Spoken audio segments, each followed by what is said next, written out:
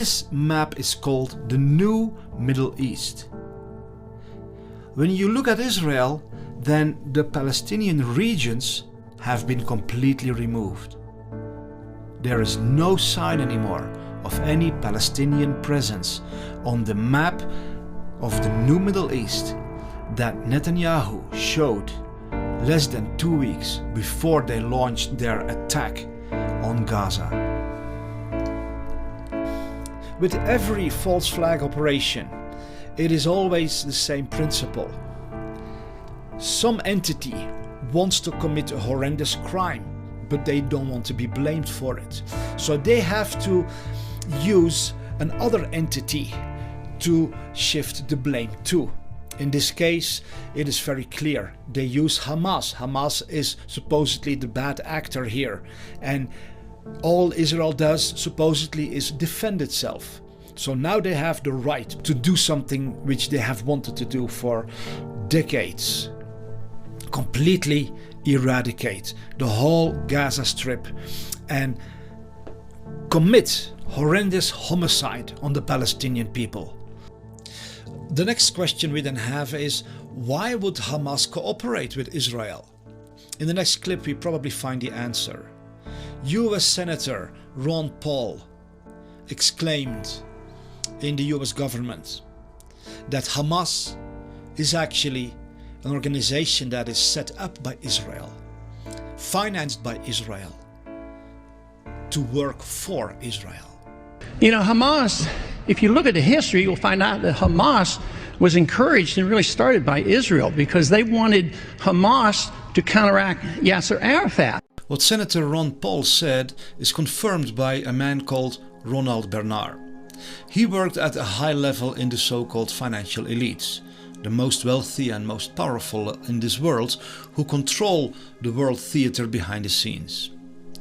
He explains how terrorist organizations are essentially funded by the same sources that also fund the organizations that supposedly fight those terrorists. Which is not surprising, considering they are involved in the flows of money. Those are your clients. You also have governments to deal with, multinationals. You have to deal with secret services, and what they now call terrorist organizations. You get all of the groups that are involved with the big money as clients. Then you start seeing the connections, so they might be compartmentalized as you just mentioned, regarding knowledge. But because I am in the middle, I see how they relate to another. You see the money coming from this place, then going to that place, etc. You keep gaining information and thereby an overview of what is really going on. So do you have to serve and keep all of those groups happy, including terrorist organizations? You were trying to keep everybody happy? Yes. My God. That was my job.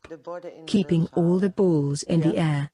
Yes, indeed. So one of the things that I found out, I did not know that before, but now I do, is about secret services.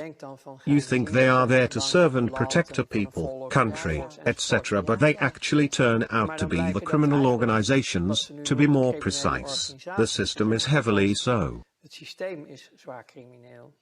We are talking about financing wars, creating wars, so basically creating a lot of misery in this world.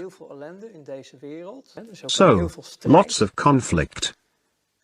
And then I think to myself, if only people knew what the world is really like. Secret services will stop at nothing. Nothing. But they also have their flows of money, because if they are trading in drugs or weapons or, for that matter, people, all that money has to go somewhere. Everything has to be financed. You say if, but you could confirm they are doing this? All of them? All of them? You can view the full interview with Ronald Bernard on the website stopworldcontrol.com/Bernard. He explains much more about what's really going on in our world, behind the scenes of the puppet theater that is put up for the public. Because it is a puppet theater indeed.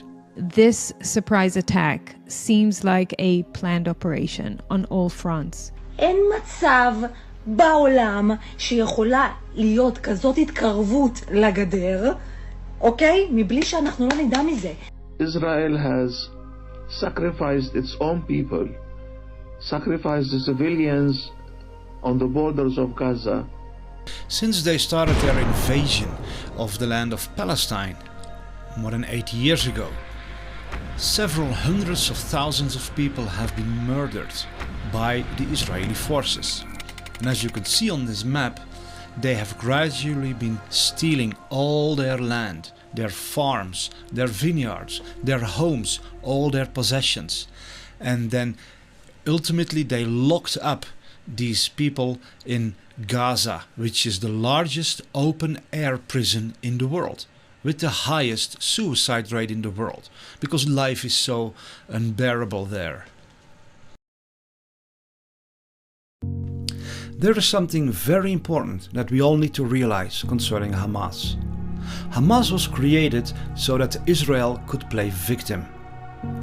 Israel is the actual aggressor who invaded a peaceful region, murdered hundreds of thousands of people, stole all their land, their homes, their farms, their vineyards, all their possessions, and locked them up in open air prisons and in areas where these people are terrorized every day of their life. Still, a majority of humanity looks at Israel as if they are the victims. That is the success of Hamas. And this is how psychological operations work that are run by intelligence agencies to manipulate mankind. Here you see footage from Palestinian people before the invasion by the Zionists. These are no terrorists, these are no dangerous people. These are just happy families, just like you and me.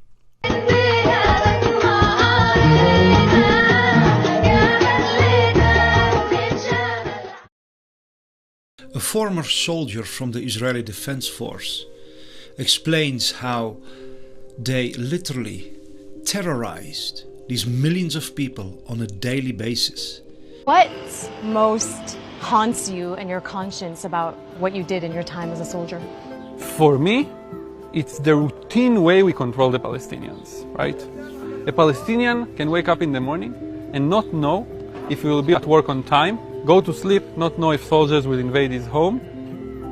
We basically control the most simple and basic elements of life. It's designed to break down the population of Palestinians and show them who's in charge and humiliate them on a daily basis. Exactly. How can we make 2.5 million Palestinians in the West Bank to feel that they cannot lift their head up? We will make them understand that we control their lives. The segregated roads and the settlements and so forth, they exist all around the occupied territories. Military activity, home invasions, patrols, digital surveillance, they exist here and they exist all over the West Bank. The difference in Hebron is that in a very short walk, we can see examples of all of it. All of it. All of we it. saw all of it. The United Nations says that 251 Israelis lost their life compared to 5,590 Palestinians that were killed between 2008 and 2020. A member of the European Parliament from Ireland, however, says that the numbers are much higher. More than 150,000 Palestinian civilians have been killed or injured in Gaza and the West Bank since 2008. 33,000 of those were children. But what is truly behind the invasion of the land of Palestine and the stealing of the land of millions of people and murdering and torturing them? What is the deeper agenda behind all of this? We find the answer when we look at the entities who are behind the establishing of the State of Israel. It is the family of the Rothschilds. On their own official website, they brag how they are the ones who financed the rebuilding of Israel. They are the ones who made Israel possible.